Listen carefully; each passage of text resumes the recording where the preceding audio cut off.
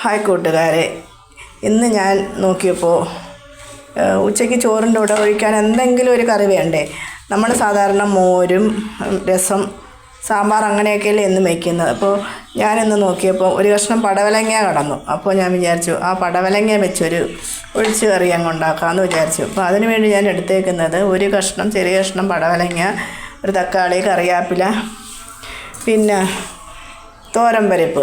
ഈ തോരൻപരിപ്പ് നമുക്ക് കുക്കറിലിട്ട് അതിനകത്ത് കുറച്ച് ഒരു 1/4 ടീസ്പൂൺ മഞ്ഞൾപ്പൊടിയും ഒരു ശകലം മുളക് പൊടിയും കൂടി ഇട്ട് നമുക്ക് ഉപ്പൂടെ ചേർത്തിട്ട് നമുക്ക് കുക്കറിൽ ഇട്ടൊന്ന് വേവിക്കാം. അപ്പോൾ ഞാൻ കുക്കറിനകത്ത് പരിപ്പ് വേവാൻ വെച്ചു. അതിനകത്ത് ഞാനൊരു പച്ചമുളക് കൂടി ഇട്ടിട്ടുണ്ട്, അത് പറയാൻ ഞാൻ വിട്ടുപോയി. അപ്പോൾ ഞാൻ ഇതിനകത്ത് എടുത്തേക്കുന്നത് ഇതാണ്ട ഒരു കഷ്ണം ചെറിയ ഉള്ളി, ജീരകം ഇട്ടിട്ടുണ്ട്, ഇതാണ്ട വെളുത്തുള്ളിയും കൂടി ഇട്ടിട്ടുണ്ട്. ഇത് നമുക്ക് നന്നായിട്ട് അരച്ചുകൊണ്ട് വരാം.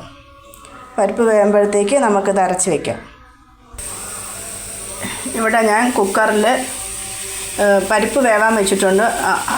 അത് വേകുമ്പോഴത്തേക്ക് നമുക്ക് ഈ പടവലങ്ങയും തക്കാളിയൊക്കെ ഒന്ന് വാട്ടിയെടുക്കാം. അപ്പോൾ ഞാൻ പാത്രം വെച്ചിട്ടുണ്ട്, അതിനകത്തേക്ക് കുറച്ച് എണ്ണ ഒഴിക്കാം. പാത്രം ചൂടായി നമുക്ക് എണ്ണ ഒഴിക്കാം. എണ്ണ ചൂടാകുമ്പോഴത്തേക്ക് നമുക്ക് ഈ പടവലങ്ങയും തക്കാളിയും ഒന്ന് വാട്ടിയെടുക്കാം. എണ്ണ ചൂടാവട്ടെ.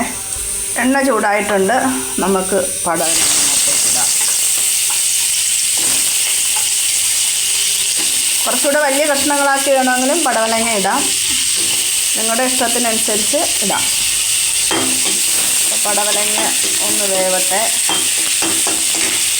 അപ്പോഴത്തേക്ക് നമുക്ക് തക്കാളിയും ഇടാം. തക്കാളിയും കറിവേപ്പിലയും കൂടെ ഇട്ടിട്ടുണ്ട്.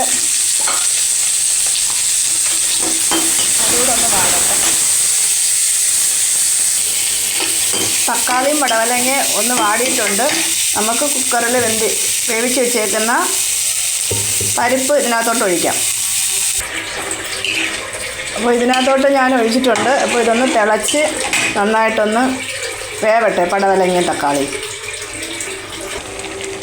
ഇനി നമുക്ക് അരച്ച് വെച്ചേക്കുന്ന തേങ്ങ അതിനകത്തോട്ട് ചേർക്കാം. ഒരുപാട് ലൂസായിട്ട് കറി ഇരിക്കണമെങ്കിൽ നിങ്ങൾ അതനുസരിച്ച് വെള്ളം ചേർക്കണം. നമുക്ക് ഒരുപാട് അങ്ങ് ലൂസാവണ്ട. അപ്പോൾ ഒന്ന് തിളയ്ക്കട്ടെ. അപ്പോൾ ഈ കറി ഒന്ന് ചെറുതായിട്ട് തിളച്ചിട്ടുണ്ട്. ഇനി നമുക്ക് ഇതിന് അത്യാവശ്യം വേണ്ടത് കടുക് വറുക്കുക. അപ്പോൾ നമുക്കിത് ഇറക്കി വെച്ചിട്ട് നമുക്ക് കടുക് വറുക്കാൻ നോക്കാം.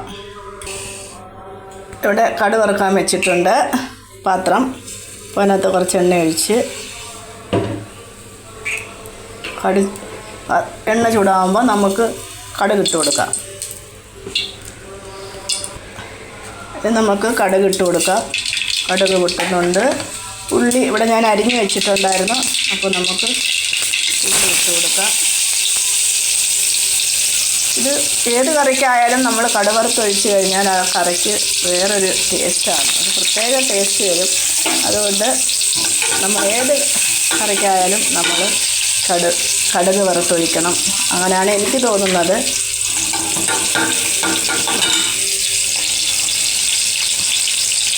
കടുക് വറുക്കുമ്പോൾ ഇതുപോലെ നമ്മൾ കറി വെച്ചതിന് ശേഷം കടുക് വറുത്തൊഴിക്കുമ്പം ഇതുപോലെ കടുക് വറുത്തൊഴിക്കുമ്പം കറിക്ക് ഒരു പ്രത്യേക ടേസ്റ്റാണെന്നാണ് എനിക്ക് തോന്നിയിട്ടുള്ളത്. ഉള്ളി മൂക്കട്ടെ. ഇനി നമുക്ക് വറ്റൽ മുളക് കൂടി ഇട്ട് കൊടുക്കാം. ഞാൻ കറിവേപ്പില നേരത്തെ ഇട്ട് കൊടുത്തിട്ടുണ്ടായിരുന്നു, അതുകൊണ്ട് ഞാൻ തീ ഓഫ് ചെയ്തിട്ട് ഇനിയാണ് നമുക്ക് ഇതിനകത്തോട്ട് കരിഞ്ഞു പോകരുത് ഒരു ശകലം മുളക് പൊടി ശകലം ഇട്ട് കൊടുത്തിട്ട് നേരത്തെ നമുക്ക് അതിനകത്തോട്ട് ഒഴിക്കാം. അപ്പം ഞാൻ ഇതിനകത്തോട്ട് ഒഴിച്ചിട്ടുണ്ട് കടുക് വറുത്ത്. കറിക്ക് അടിപൊളി ഒരു മണമൊക്കെ വരുന്നുണ്ട്.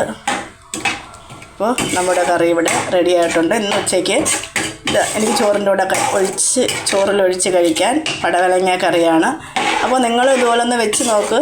നല്ല ടേസ്റ്റാണ്, നല്ല മണമൊക്കെ വരുന്നുണ്ട്, നല്ല കറിയാണ്.